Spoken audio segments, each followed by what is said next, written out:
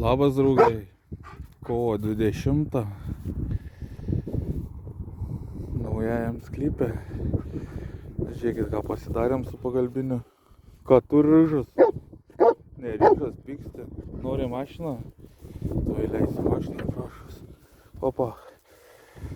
Taigi, draugai, namo kampus atsimušinėjau. Geri razgaliai, ne? Kaip jauriai atrodo, bet uždyka. Funkcija atliks. Taigi, kaip atsimuš namo kampus? Ogi lengviausias variantas įsikvieti matininką ir atmuš tau.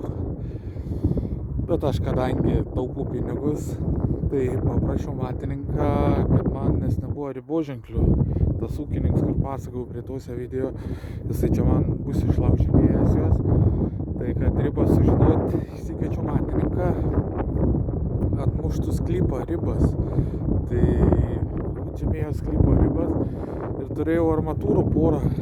Sakau, ar galėtum to pačią man 2 kampus atmušti. Už kampą paėmė 4 eurus. Tai man 2 kampus atmušo, sako, galiu visus 4, nereik, sakau, man atmuška, aš sakau, neturiu daug su ko žymėtis. Tai atmušo 2 kampus, tai sumokėjau ten iš viso 70 eurų, man atrodo, su sklypo atmušimo ir 2 namo kampus. Taigi, kaip aš toliau pasidariau su kaimynu darėm, tai pasikeičiau kaimyną į pagalbą. Tai žodžiu taip, ištraukiau šitą, lazerį pasistačiau,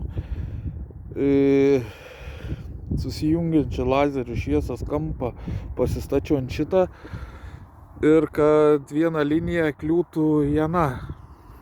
Matot, kreivą armatūrą, tai į apatinę dalį lazerio šviesą pasistačiau liniją, kad kliūtų į apačią ir čia tą pliusiuką. Ir ta linija nuėjo ten taip, fuk. Ir tada pagal, nuo čia pasiėmiau metrą, atsimatau pagal projektą kiek iki tenais ir įsikaliau kuoliuką ant lazerio linijos tenais ir nusinešiau daugiau lazerį. Čia įsikišau armatūrą atgal į tą pačią skylę, nusinešiau ten lazerį, ištraukiau ten armatūrą, ten pasistačiau tą pliusiuką į duobę ir lazerio liniją pasistačiau į apatinę dalį, ne į viršutinę, nes ta armatūra, va taip, į apatinę dalį, kad šviestų. Pasistatėm vėl lazerį ir pagal aną liniją nuėjom tenai su metru, kiek reikia pagal projektą. Pasistatėm, įsikišom armatūrą ir po to apatinę dalį įstrižainę persimatavom. Tai čia yra 0,5 centimetro įstrižainė, tai net nežaisim.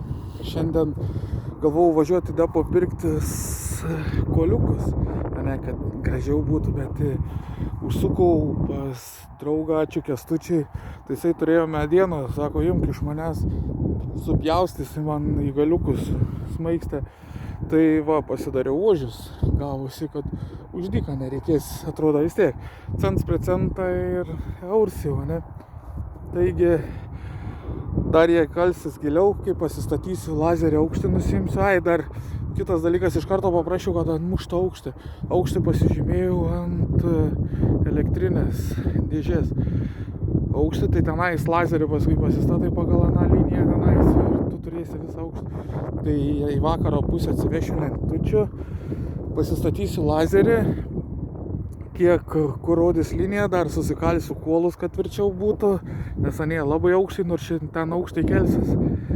Tai susikalsiu dar į apačią kiek leis ir tada susidėsiu skersinės lentas ir tada ištrauksiu šitas armatūras, pasistatysiu lazerį per šitą duobę ir per aną, tada ant lentučių rodys liniją ir tada į tą vietą varžtus įsisuksiu. Ir turėsiu šniūrą susivedę susikirtimo vietas ir turėsiu pamatą, pas mane vidinė dalis yra jo, pamato vidinė dalį. Tai paskui eigoj parodysiu visą tai, kaip aš darau ir tiek. O lengviausias dalykas tai mokat pinigus ir nežaidžiat. Ir tada kviečiatės matininką, jums visus atmuš kampus, tada susistatot ožius, ir žodžiu. Bet kas mane stebi, tai aš bandau sutaupyti, kur aš galiu, tam bandau taupyti. Taigi, man sakys, kaip čia atrodo tie ožiai, man jie laikys, man iškas, rytoj gal netgi atvažiuos iškast. Taigi parodysiu, kai iškasta, tai šiandien būtinai turėčiau susidėti ožius, šiandien vakarę net atvažiuos ekskavatorininkas pasižiūrėti, kur čia, ir pasižiūrėjęs pasakys, ar rytoj gali ar ne, nes rytoj nuo rytais 2 valandų kažkur išvažiuoju, tai sakė nuo 10, tai norėtų per dieną spėti. Taigi pasižiūrėsim, ką vakarę pasakys. Ir visą eigą galėsiu rodyti toliau, kaip ką darysiu. Jeigu įdomu, parašykit, parodysiu tada eigą, kaip lazerį susistatom, kaip atsigaudom su šniūru, kaip pamatą vidų, pamatą išorę pasigaudom. Ten labai paprasta yra. Jeigu jūs tai domint, galėsiu parodyti. O sakau, paprasčiausias variantas, kad taip nesižaist. Jeigu pinigų turit, kviečiatės matininką ir jum atmuš. Bet aš kadangi aš kitaip ūkiškai, tai bandysim ir antrą. Pirmą tai pasistatėm, gal neblogai, kai prisidavinėjau namo, tai man sakė, kad labai tikslu viskas. Tai bandysim antrą. Taip pat viską taip pat darau. Taip pat ir kaip tenais dariau, bandysim viską atkartoti ir stengsimės kuo daugiau sutaupyti. Taip atrodo, kad čia 100 eurų, čia 100 eurų, bet 100 eurų po 100 žiūri mano namas savikainui, paskui ten visi klaus, kaip tu tiek pasistatei. Tai va taip, taupydams, atrodo 100 nedaug, gal kažkam man tai daug, už 100 aš galiu kažką į priekį nusipirkti, kai vienoje vietoje sutaupau, už tą 100 galiu į priekį kažką nupirkti. Taigi, jeigu įdomu, parašykit, parodysiu, kaip toliau susikalu, kaip lentutę susistatau, kaip šniūrų susistatysiu. Jeigu ką domin, rašykit, būtinai padarysiu toliau video. Ačiū, kad stebėt, kad laikinat, viso visiems.